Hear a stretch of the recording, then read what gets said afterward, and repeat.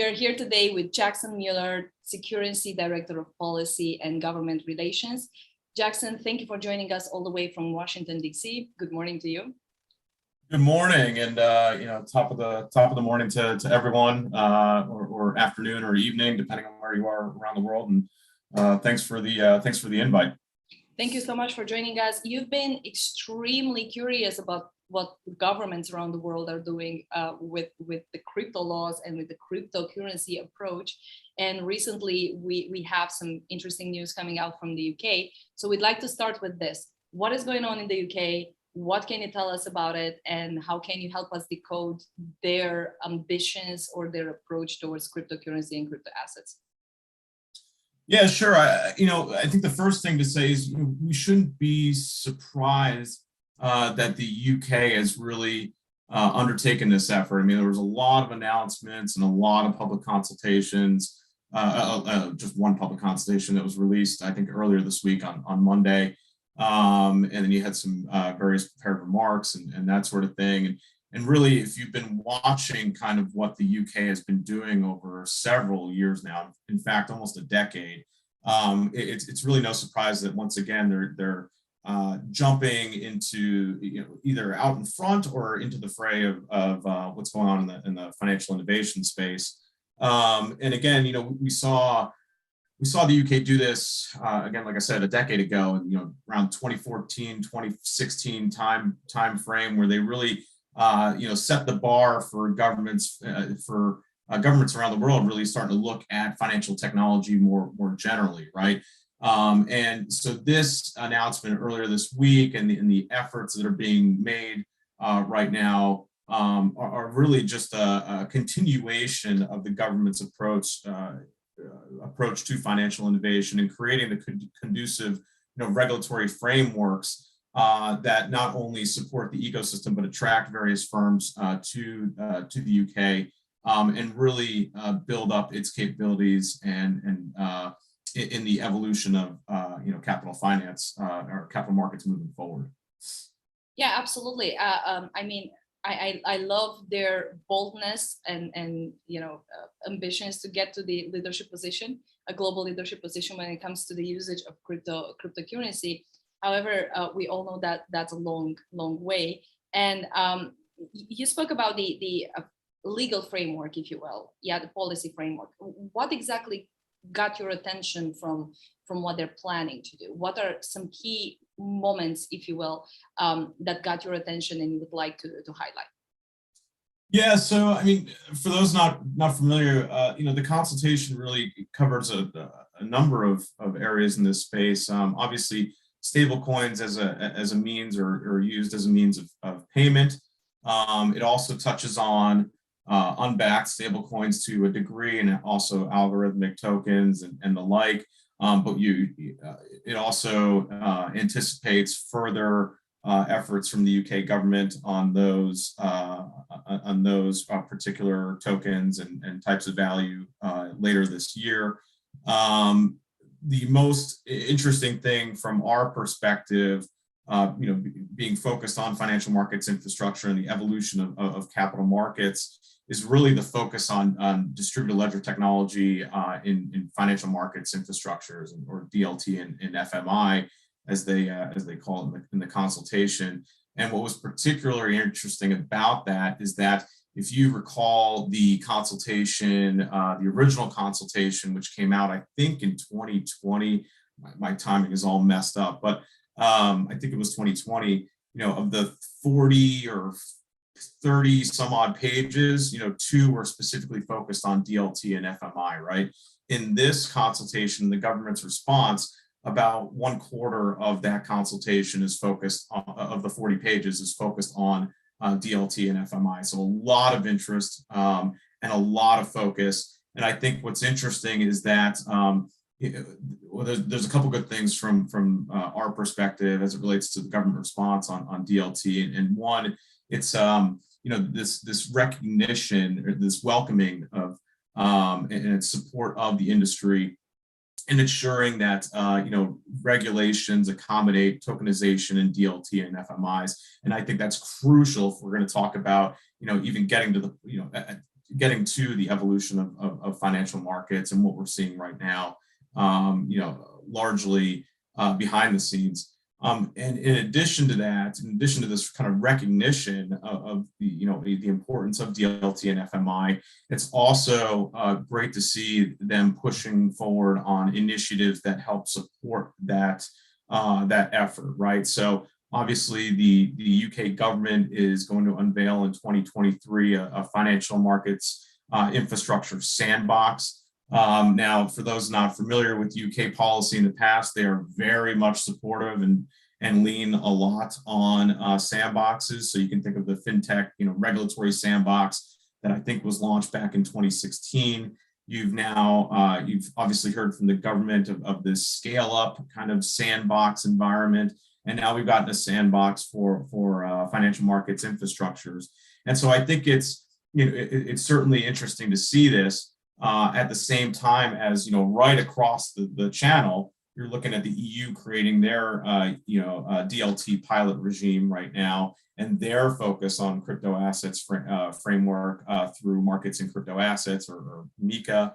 And so obviously some takeaways pulled from there to the UK and how they're going about modeling their various policies and regulations as it relates to crypto assets. So very interesting to see that.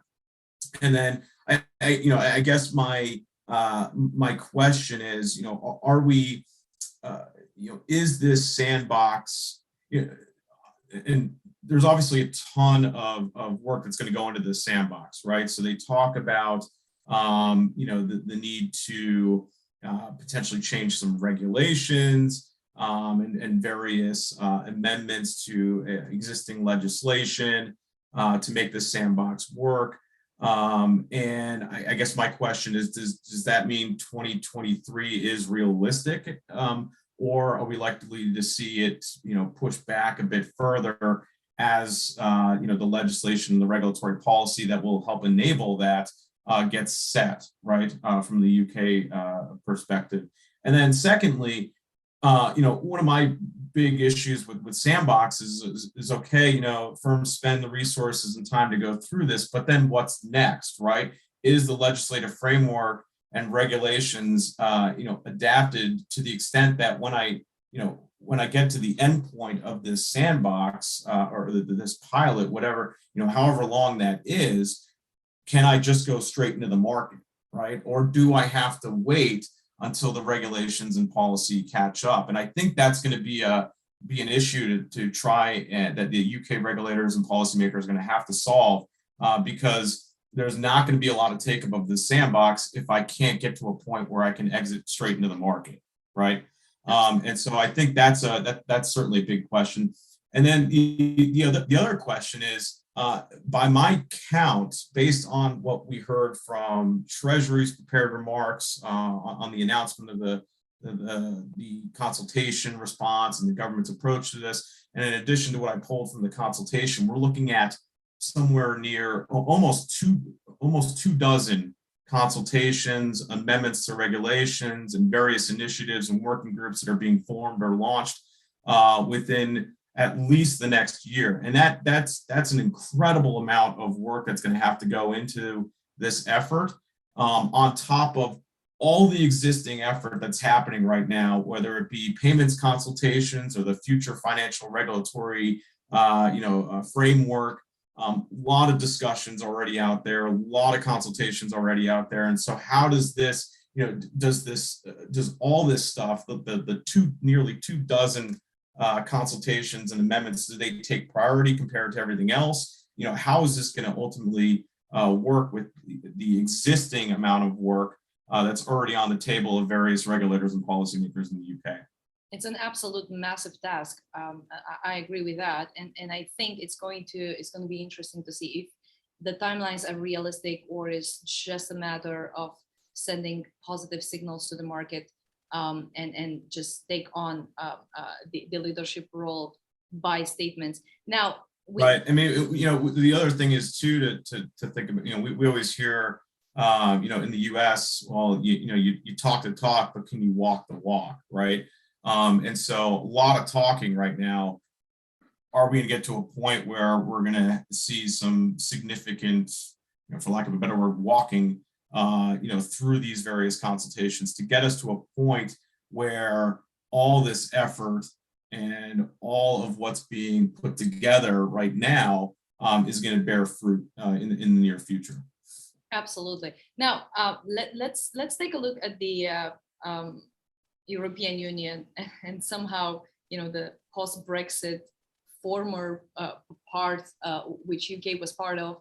Now, how do you think that UK's approach towards crypto assets is going to influence European Union's position towards crypto assets?